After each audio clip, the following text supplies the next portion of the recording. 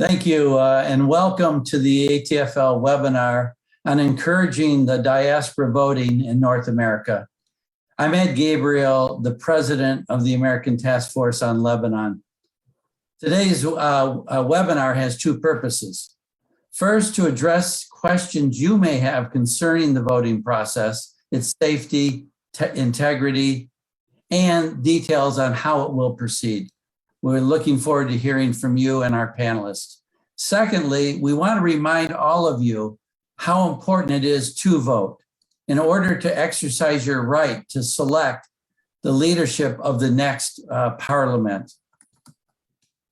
Let me say that no government should take its citizens for granted. And no citizen should think that their vote doesn't matter. Lebanon needs you today. It needs your participation and your support to move in a direction that supports the Lebanese people. And importantly, a parliament must be elected that's willing to swiftly pass an IMF reform package that is now before it, that will start to heal the economic and humanitarian suffering of the people of Lebanon. So to start our conversation, we are very pleased to have His Excellency Abdallah Bou Habib with us today, the Minister of Foreign Affairs and Immigration. I should say that Minister Bou Habib is not new to ATFL. As a matter of fact, he was Lebanon's ambassador to the United States when ATFL was being formed in the early 1990s and was a great proponent. Late 80s. Yeah, he knows us all too well.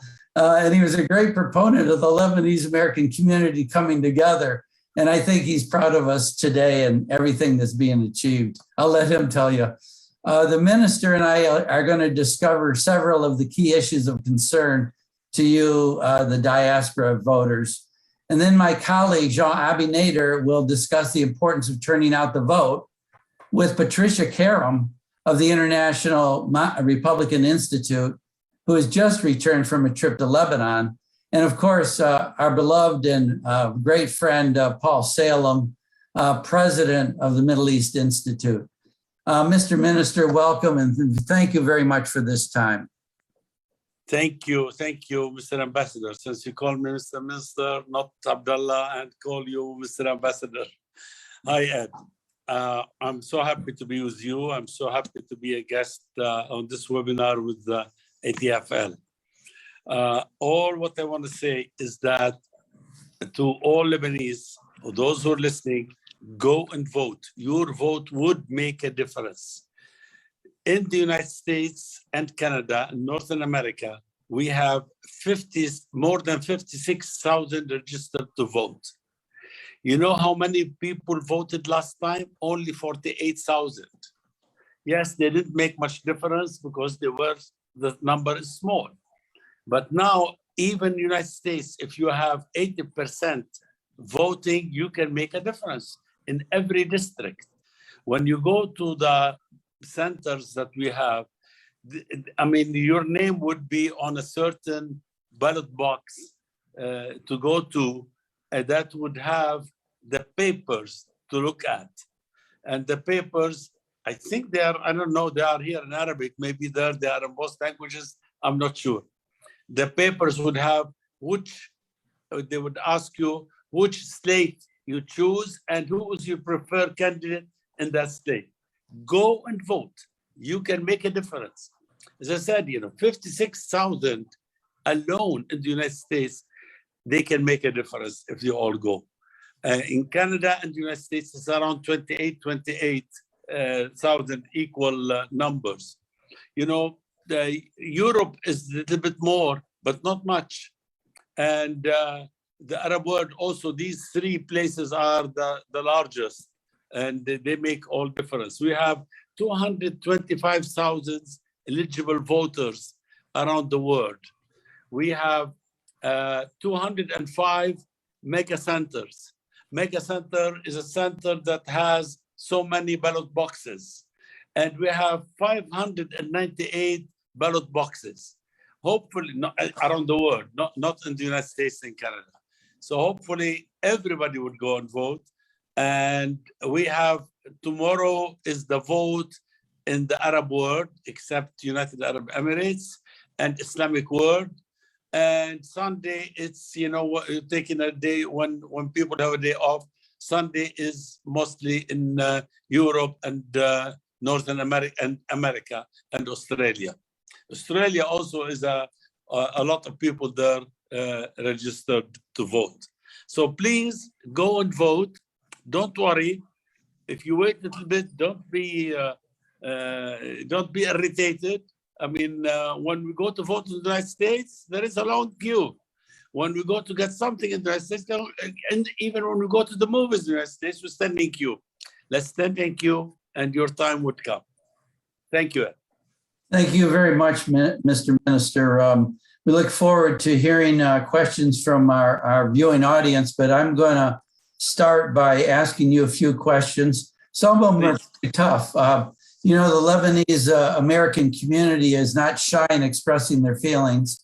We got several questions already in preparation for this interview together. And one of the biggest worries that I think we're hearing from the community is, do you really feel that the embassies are sufficiently prepared and that they have the resources to handle this?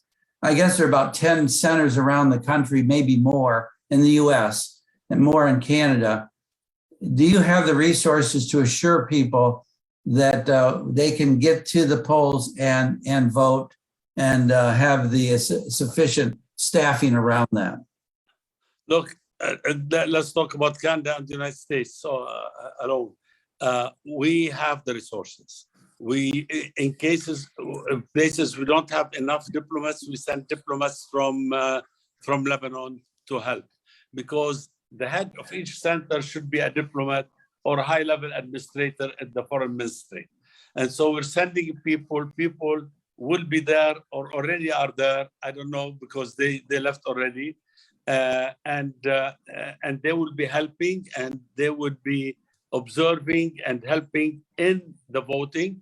But each ballot has 3 people, and these 3 people are volunteers or paid for from the United States, United States or Canada. I mean, each consul, we have a very good consular consuls there, and very good ambassador or chargé d'affaires.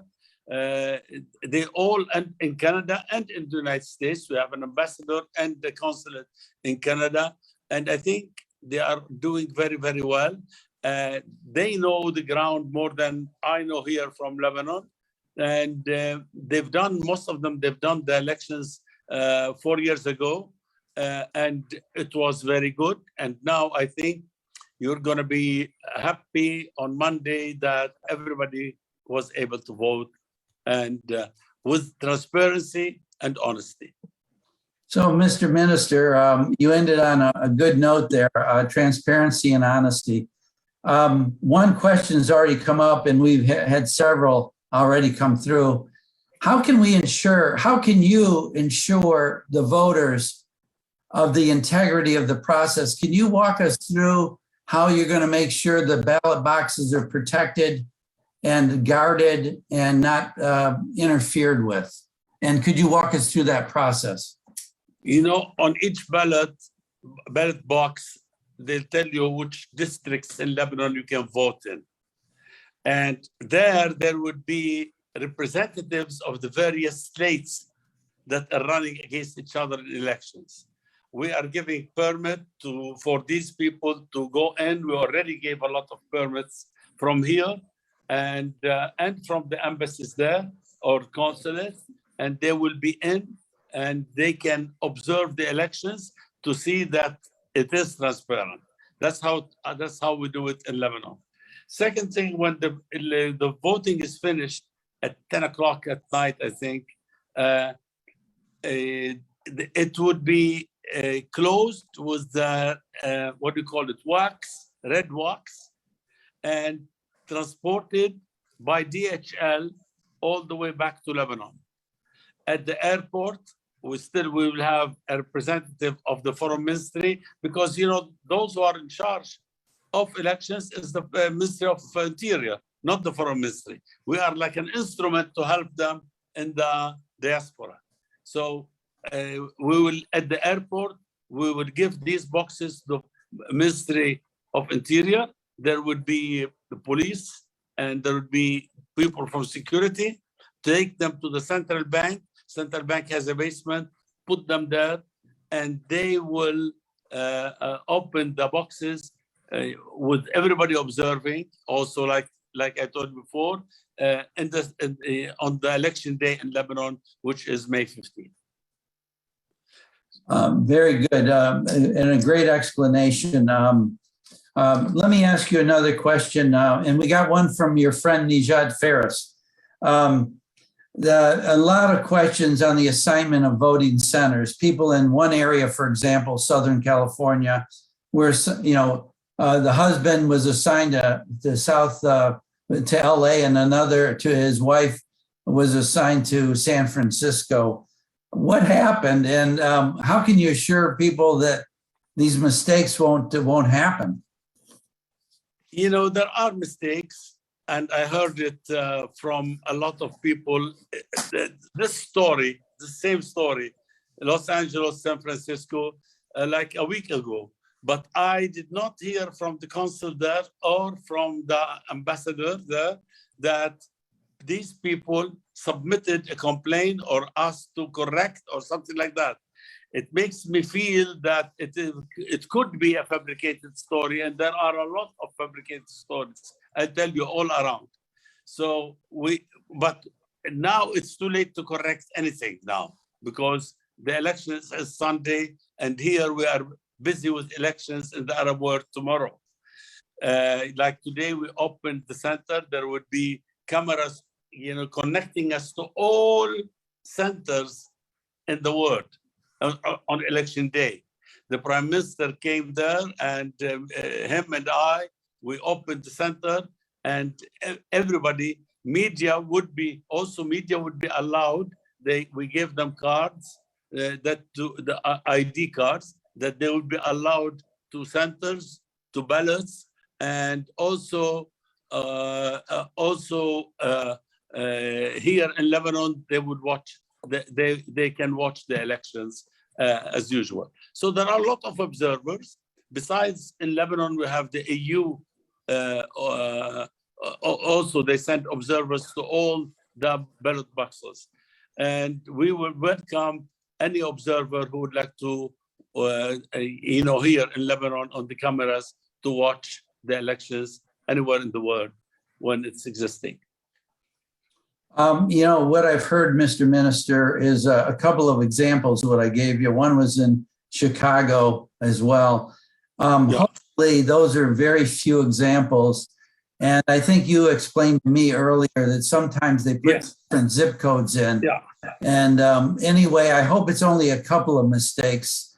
We've only heard of a couple so far. Look, yes, I should have mentioned that. It is not a manual thing. It's by computer that's done, and the divisions according to zip code. Last time, the EU delegation that observed the election suggested that we go by zip code, and that's what we're doing. And if people put, I know a lot of people, they told me personally that they put different zip code, he and his wife, or she and her husband. Well, they're not going to be able to vote in the same place if they put different zip codes. We had a problem in Australia. We had a problem in Sydney, where the parties, which is the Lebanese parties, they registered their constituency or their supporters and gave them one zip code. It doesn't work this way, because we have no control over how the computer or how the program is going to distribute those registered voters. I don't know, I made myself clear? Yes, you did, Mr. Minister. We'll see how clear you made yourself by the comments that we received in the chat box, but so far, so good. A question came from Michelle Shamas. Why are the ballots only in Arabic? Are they? That's how I wonder all the time in the beginning in Arabic. Well, it's not difficult to vote. People have to be honest with each other. I go to vote here with my wife, and she doesn't read Arabic, as you know, since you know us both, I think. And I ask her whom we're going to vote, and she tells me, and I have to be honest, and we have to be honest with each other. You know, I don't know, they didn't, because our language is Arabic and we have to do it in Arabic. Probably it's the case. I never thought about it before, really. Yeah, I think it's something that unfortunately is going to hurt a number of people. It sounds like you agree with me, especially since you have a family member. If I were a Lebanese citizen, and maybe with your help one day I will be, I wouldn't know what to do. You know me, I don't speak Arabic, unfortunately. So that's a shame, but it's something we gotta work on together. Thank you. It's something we'll work on it next time. So tell me, another thing people are asking, can people that vote here for their home districts, how can they be assured that that vote is going to be properly registered and assigned correctly back there?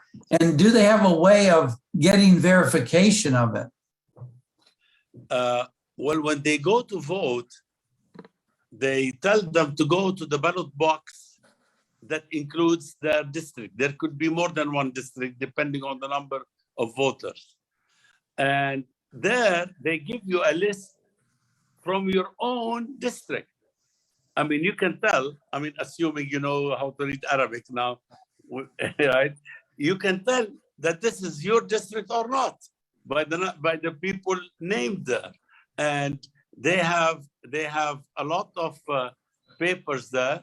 You pick one and you go and register and put an X here or Y there, you know, and that's it. So you cannot make a mistake in this.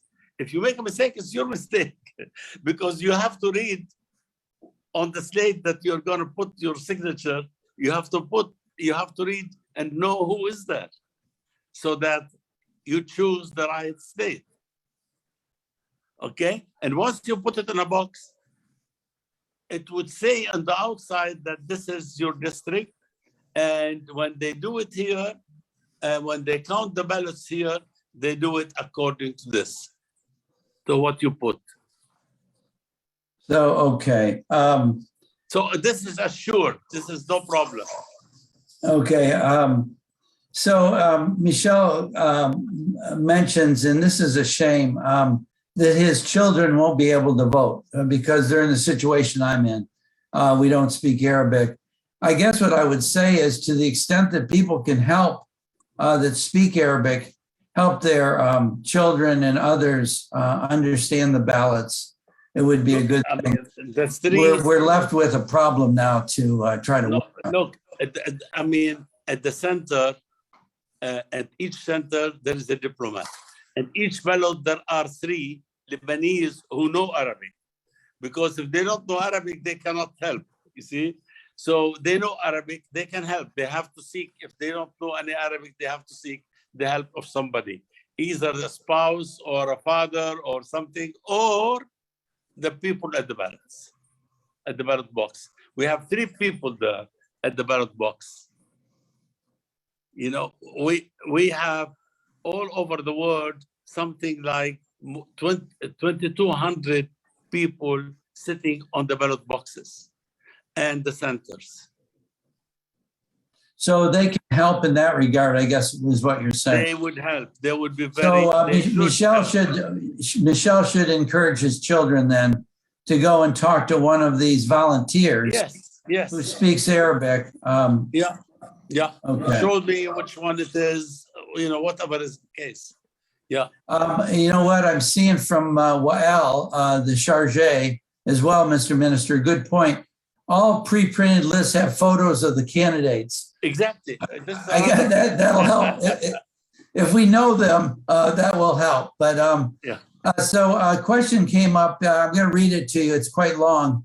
I have a question as to why the process of zip codes were not explained at the beginning of the process, then discussing it now. And will there be any other oversights in the next election? His Excellency already said we will fix it next time. What does that mean? What can we do next time? What have we learned? What are some of the lessons we're learning? You know, yes, I mean, you were asked to put your name and other information, your address outside Lebanon, of course, and your zip code. This was requested, you know, you should, yes, we should have explained it, but by now everybody knows that it is according to zip code, and if we change, we have to explain it, but we are learning. This is the second time we're doing it. Last time we had only 82,000 potential voters, 49,000 of them voted only. This time we have 225,000 voters, 226,000 even voters, and we expect something like 70% to vote. So we have quite a large number of voters this time, and we should learn more and more for the third time, because this is the second time. There will be a third time, inshallah, and fourth time, and so on. Every time is learning from the past, and we learned this time.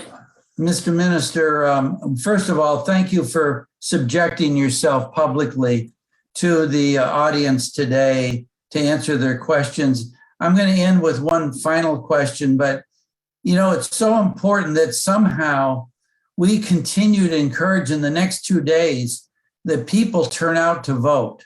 Like you said earlier, they can make a difference in so many districts with, you know, 50 to 100,000 to 150,000 votes can make a difference of X versus Y.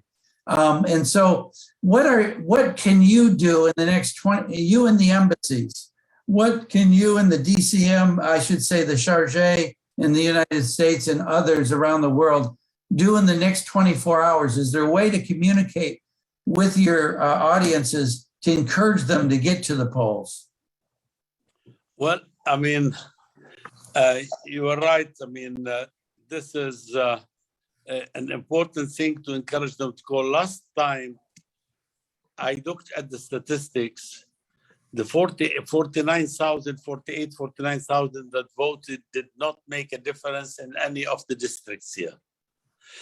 And this time it would make a difference, because unless only 48,000 voted or 70 something, but if they are over 100, they are going to make a difference in many districts. And that's why you saw so much visits to the various countries in the world, because they know, the candidates know, or the parties know that this time they are going to make a difference. Anything our ambassadors, chargés, and consuls are encouraged to do anything there. That we today, and you know, a lot of these Lebanese also watch the Lebanese news. And today it was the Prime Minister and myself on the watching the machine that, you know, will watch everything, the observatory here, and we encouraged people to vote. We told them you can make a difference. You should share in the making of a new Lebanon. If they want to be good Lebanese, they should share in the making. And the share is like in the United States, like in everywhere in the world, the sharing is by voting. And voting would make a difference. The number is so big this time that they will make a difference. Last time, I tell you, at no district, they made a difference, but this time they will. I agree with you, Mr. Minister. And, you know, a couple of changed seats could make for different coalitions. Instead of looking at 128 seats, you know, you look at 10 or 15 changes, and all of a sudden you're looking at different coalitions coming together. Exactly. So this is really an important time for us to help our friends to get out and vote. With that, I want to thank you, Mr. Minister, for being there at the beginning of ATFL and encouraging its foundation, but also for being with us today to answer these questions. Thank you very much. I'm now going to go. Since we started in the 80s, you came a long, long way. And I'm happy to see that ATFL is engaged in Lebanese affairs, in encouraging elections, and encouraging to vote. That's a great thing you are doing. Thank you, Mr. Minister, and best to your wife and family. And with that, I'm going to turn over the rest of the program to our panelists, led by Jean AbiNader. Jean, you're up. I think, Jean, you're up next. It's difficult to gauge the potential impact of the votes of the Lebanese abroad. So we at the American Task Force on Lebanon are grateful to Minister Bou Habib and our colleagues at MEI for joining us in this program to encourage diaspora voting in North America. Why do we bother? As the most recent report of the Arab Reform Initiative concluded, quote, ultimately, those in the diaspora hoping for political change in Lebanon need to organize themselves for a long effort. They have shown that they are willing to protect their right to vote in Lebanon and are keen to mobilize. In and of itself, this represents a small but important step forward, end quote.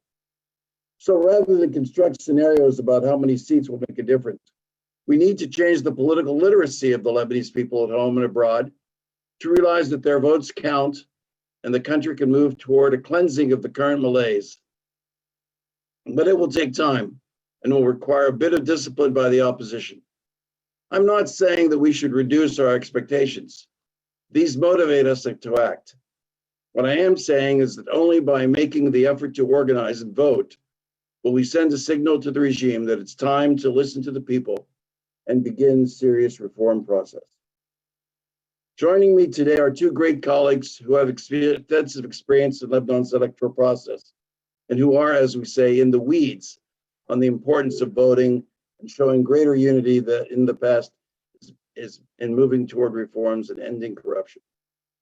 My first guest is Patricia Karam from the International Republican Institute, who returned from Lebanon this past weekend.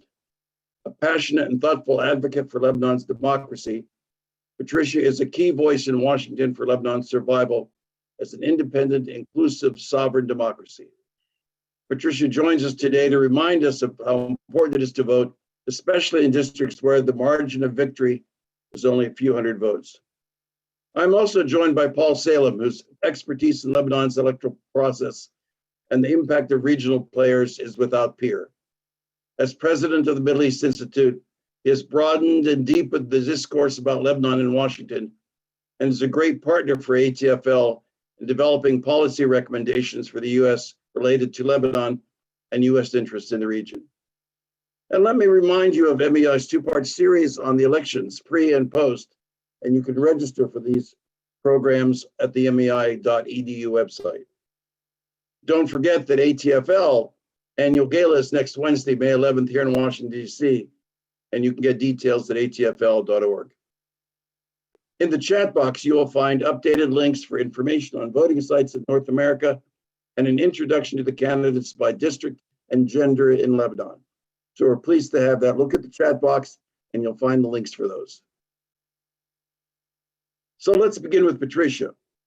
You're just back. Your focus, I assume, was on the May 15th elections.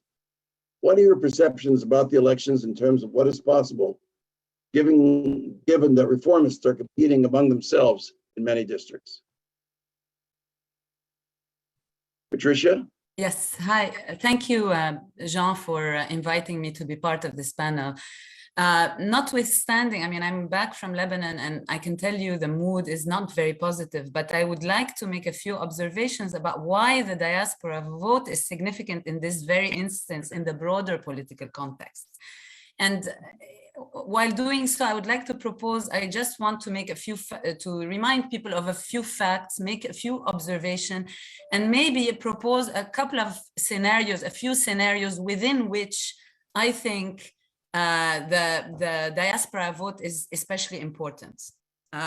So a couple of things that came up when Minister Bou Habib spoke. He did say that more than 240,000 revised to 225,000 and some people registered outside of Lebanon. And we know that this number has really tripled since 2018, which was the last time that the country went to the polls. Now, in Asia, it's important to kind of have these numbers in mind. In Asia alone, the figure is 61K, which is more than a 5-fold increase from 2018. In Europe, where most of the registered diaspora voters are based, this number grew from about 25 to 75K. Now, with those numbers in mind, I just want to underline why the diaspora vote is significant. And there are a number of reasons. First and foremost, because of the not inconsiderable number of expats relative to the size of the population. Now, diaspora voters almost constitute 6% of voters, which can affect 17 seats in 9 out of 15 districts. And I can get into it in terms of thresholds later on. There is also the reality, and this connects back to your question about the mood right now and the state of affairs among the opposition, that although political dynamics among the expat community are not completely known, there is an ongoing economic and financial collapse that really hit many expat depositors hard, who lost money or have money that is, like many residents, being withheld by the Lebanese banks. And since the October protests, since the August blast, that really was the result of ruling establishment negligence and corruption, expats have been much more involved and have demonstrated a keener interest in Lebanese events. They've even protested. Some have even organized in independent political groups or joined some of the opposition groups. In other words, amidst this sort of looming economic crisis with many Lebanese leaving the country and a general state of depression, to be honest, there is a new diaspora that has formed, which may be more likely to vote against those who made them leave. So more anti-establishment. The reality is also that living abroad also allows expats to maneuver under better conditions and free from the socioeconomic realities and maybe the pressure of politicians. Now, the expat vote will be particularly significant because of its impact on Lebanese voter morale. And it will have, in my opinion, a discouraging or encouraging effect on voting and voter turnout. Now, with the diaspora voting scheduled May 6th to May 8th, it can really be a key influencer on the voting behavior of many who are in Lebanon. If you have an overwhelming participation or turnout by overseas voters, this may be an incentive for people at home to vote. And this is keeping also in mind that diaspora members are increasingly a key lifeline for their families in Lebanon, with the crisis as backdrop, and in some cases, the only lifeline. These diaspora members can really mobilize and convince family members to go out and vote. So in my mind, there's a lot of confusion, uncertainty, and unknowns as to possible outcomes of elections. But what is known is that the expat vote will be of tremendous value or impact in really shaping the future of Lebanon. There are 3 possible scenarios for elections outcomes, if you will allow me, Jean. And the diaspora outcome is important in each.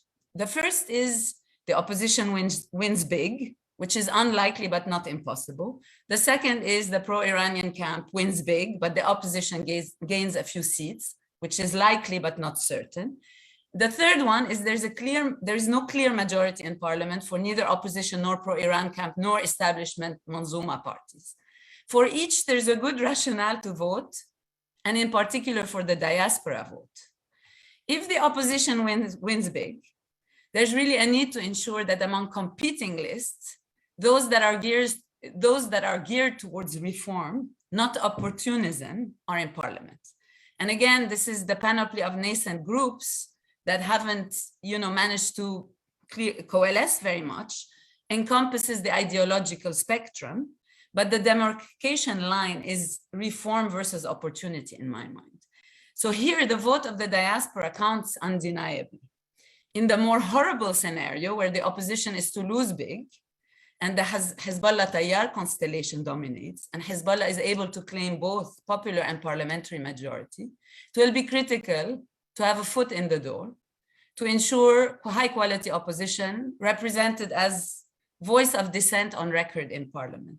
So here, even if you're convinced that the Manzuma Mumana will win, it will be critical to vote because despite mishaps, such as harassment or voter intimidation or location access issues, structural problems that will affect, the conduct of elections, it is really likely to be a mostly well-run procedurally election.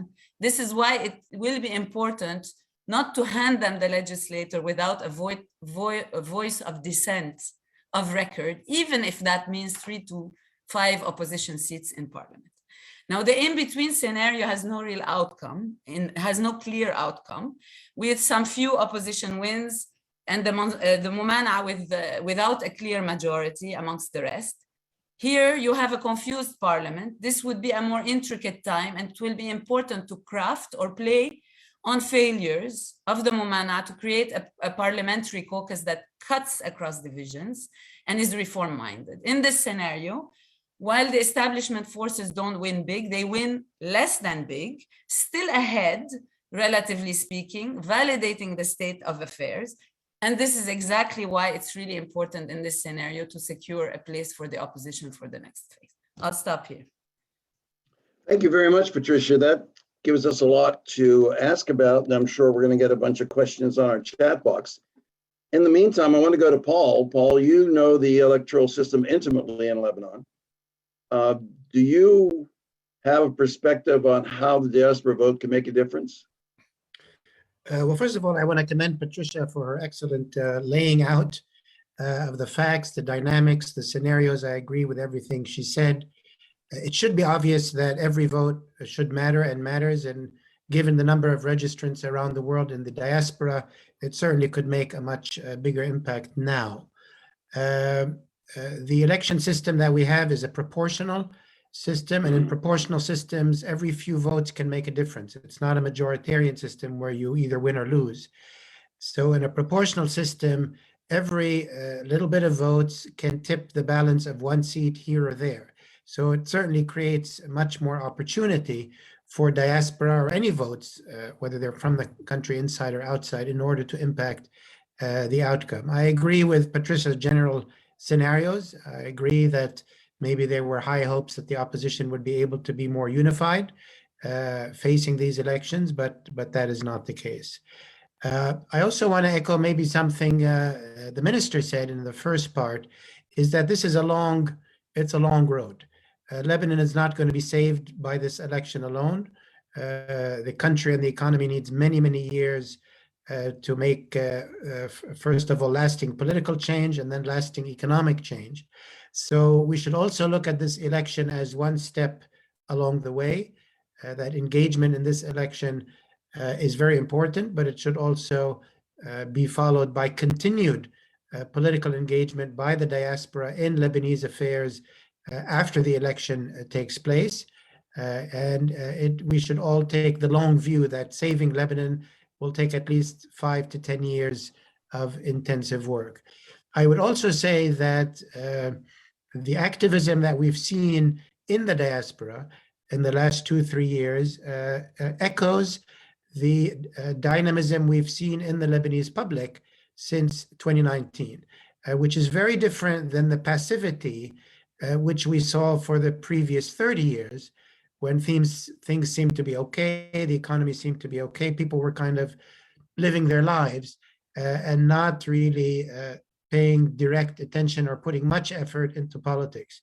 But in a democracy, the result is only as good as the people make it, and the result is only as good as they're able to organize and mobilize themselves, put forward new leaders, and make a real political change. So I feel that we're only 2 years or 2.5 years into a kind of a political, I don't know if we call it an awakening, but certainly something's going on. If we can make some progress in 2022, continue to act between 22 and 26, I certainly take the long-term view. Commenting a bit on the organizational side of things, it is certainly not easy to organize elections around the world. And we know how strained the Lebanese government is, how little resources the various ministries have. I'm not familiar with all the details that were done, but from what the minister has said and from what we've seen, I think there has been a commendable effort to try to organize this, but we're still a long way from a fully effective, transparent, fully reassuring process. The diaspora should have been integrated into Lebanese voting many, many years ago. We shouldn't, it shouldn't have been 2016 when we first think of this, or 2018, I'm sorry. So I think there's still a fair way to go in terms of international election organizing, while admitting that it's not all that easy to do all over the world. Nevertheless, despite some of the errors here and there, I expect that the main conveyance of votes, given what I know of how the voting process takes place in Lebanon, it certainly is not perfect. There has been cheating significantly here and there, but there's also a considerable amount of transparency that is imposed on the process. So I'm generally on the positive side that a massive vote and massive direction of voting will show up on the other end, even if there's a bit of loss here and there. I'll stop there. Thank you, Jean. That was great, Paul. Yes, Patricia, go ahead. Then I want to ask you a question. Can I just ahead, piggyback please. on what Paul, just because I love Paul's optimism, but I want to just inject a cautionary note on the barriers to voting or possible bureaucratic. And mainly things that both Paul and the minister talked about. The first one being, the issue that diaspora voters have accused the Ministry of Finance of assigning, the Ministry of Foreign Affairs of assigning voters to faraway polling station away from their homes, etc. Some of those issues that were raised during the minister's presentation. Now, it's unclear who's responsible. Is it error? Is it bad registration? In my view, either is unacceptable, right? So the Ministry of Foreign Affairs should have better prepared for the elections, especially that this isn't the first time that it has been held, which really raises a question about the reasons. Are the ruling parties really afraid of the 200K some voters, which makes it even more important for those voters to go out and vote? And the second issue is ballot counting. And again, it was raised, Ed asked the question to the minister. And I really think that due diligence needs to apply, including a clear chain of custody. There needs to be absolute transparency as to the chain of custody, which ought to be documented and acceptable. And irrespective whether it's done in the US or Lebanon, this transparency needs to apply to candidates, civil society, and international observers. I just thought I'd throw this out. No, that's really important, Patricia. And just so you know, when we met with the Minister of Interior last month in actually late March, we mentioned this chain of custody issue with him. And he replied to us that what they do is DHL seals it. That was the red wax thing that he mentioned in his remarks. Ambassador Bou Habib mentioned in his remarks to Minister Bou Habib. And then when it comes to the Ministry of Foreign Affairs, it sits there for a week before it goes to the Ministry of Interior for counting. Our concern is what happens to it for the week that it's sitting at the Ministry of Foreign Affairs. And we've received assurances that it'll be fine, but no clear process other than, trust me, I'm your guy, from people as to that those votes will be protected. So the one thing that we are able to do is watch the whole process. I mean, the government is and has certified a number of observers, both international and domestic, for the elections. And I think we have to work very closely with them to ensure that the chain of custody is well respected, and also that the ballots are counted accurately. So that's our next, I guess, fallback position as people vote tomorrow. But what I wanted to ask with you, Patricia, based on the conversation you had the last time you were in Lebanon last week, are people inside looking to the outside for some source of encouragement just by the turnout itself, because they won't know how we voted before they vote, right? I mean, yes, to the extent that, like I mentioned, the turnout will be critical in terms of its impact. Now, again, not everybody understands the potential for impact, right? Not in Lebanon, not many understand a lot of things about elections, you know, which is going to play out in how these elections are conducted. So, you know, if you, one of our sister organizations published a pre-elections assessment report, which had a lot of interesting observations, including, you know, not just the importance of diaspora vote, but the importance of turnout. Turnout domestically was a big factor. And I do think that, you know, the turnout here will be an either motivating or demotivating factor. So I think that should be something that the expats consider. Following up on that, Paul, do you see greater consciousness of the expat role in Lebanon with regard to certain districts? Like we know that Alay and the Shuf and the South, there are significant overseas populations who are being very active at this point.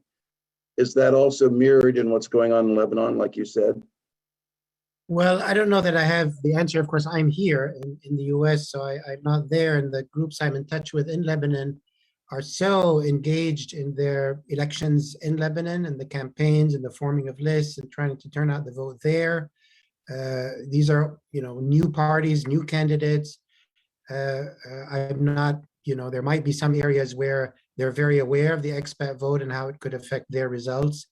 But from my experience, they have their hands full so much that maybe they're not terribly aware. I agree with Patricia that given that it's happening a week before, a kind of a media coverage of that election process, if there is a big turnout, if the process seems credible, that, you know, and if it's well covered in the media in the country, that should have an impact. It should help, and that would be positive. But again, I come back to sort of the general point that we are in the beginning of a new mobilization.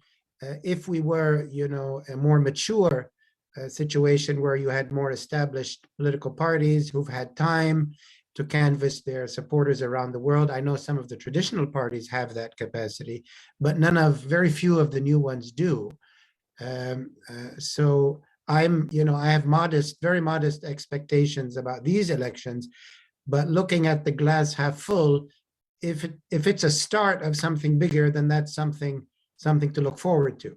It should not be the end of a process, but rather the beginning of one.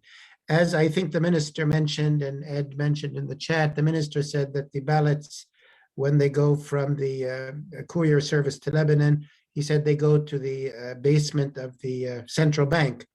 Now, how much trust do the Lebanese have in the central bank? That's a whole nother story. But apparently that's where they'll be sitting, according to the minister that we just heard. I know Mr. Wael Hashim has his hand up. I don't know if Jean, you could turn to him. He might have That's what I was just going to do. I'm going to turn to Wael. And Wael, please turn your audio on, please. Turn your microphone on. Thank you, your visual will be great. Thank you. What I would like to say concerning the security of the ballots. First of all, we have to go back to the elections that were held 4 years ago. If we consider the results of those elections, we know that the Lebanese forces, which was a majority opposition party, got the higher number of votes all around in the diaspora. The second thing concerning the security. When you are going to come to vote on Sunday, first of all, the chief of the polling station and his assistant will have both to sign on the verso of your polling paper. So before delivering the paper to you, they will sign on its verso, both of them. And these signatures have been already communicated to the Ministry of Interior. Then the chief of the polling station will also sign on the envelope and give it to you before you go to vote. Then when you come back, you have to put the envelope yourself in the box, and you have to sign next to your name on the list of voters. And the assistant to the chief of the polling station has to sign next to your name. So this is the first guarantee. The second guarantee, we have for each and every single voting district, a list, a paper for every single district in every box. that has to be signed by the chief of the station, his assistant, two of the voters, and it has to be put with all the ballots in a sealed DHL envelope, and it will be also sealed by red wax.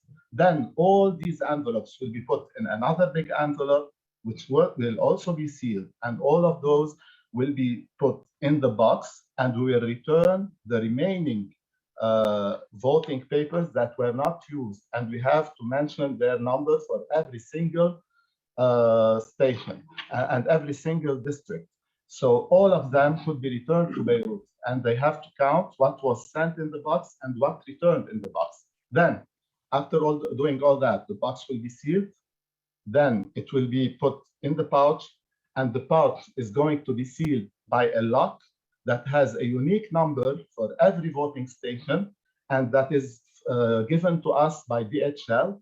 This lock is, I wish if I had the time to, we can show you a video how it is done. This lock has a unique number known by DHL. It cannot be changed, and DHL guarantees that the same lock will be opened by the judges that will do the count. So if all this is not enough, I don't know. Now, concerning the Banque du Liban, I know that at Banque du Liban, there will be the LAF and the ISF who will be guarding the location where the boxes will be.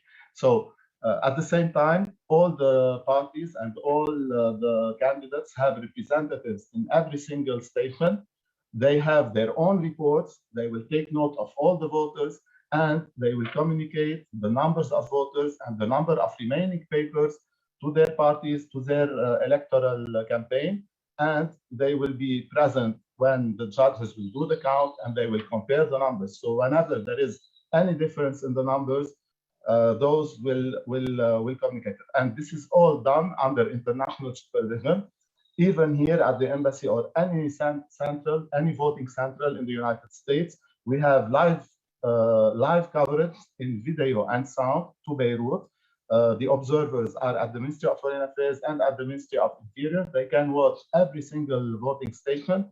They can know everything that's going on. And if anything is irregular during the vote, at the end of the day, the representatives of the candidates will have to mention it, and they will have to sign, and the chief of station has to sign it and has to put it with the ballots, and it will be considered by the judges in Lebanon. At the same time, they will have access to the video recorded on the server, and they will see what the abnormal thing that happened was. So I believe these are very good guarantees. I don't think that any box can be changed. And the last thing, I promise, I took so long. The most interesting thing is that every diplomatic pouch is equipped with a GPS by DHL, and they only have access to this GPS, and we cannot put a box in another pouch. So every box is assigned, or every two boxes in some cases are assigned with one GPS. So it can be tracked minute by minute, second by second, wherever it goes by DHL. And DHL is a company that has its reputation at stake. So I don't believe that they want this reputation to be broken. Thank you.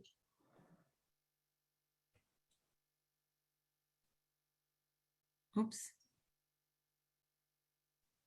I think we lost Jean, but Paul, I can say something while he comes back, if that's okay. Yes. Yeah. Let me jump in as We take moderator. over the Patricia, web. over to you. Yeah.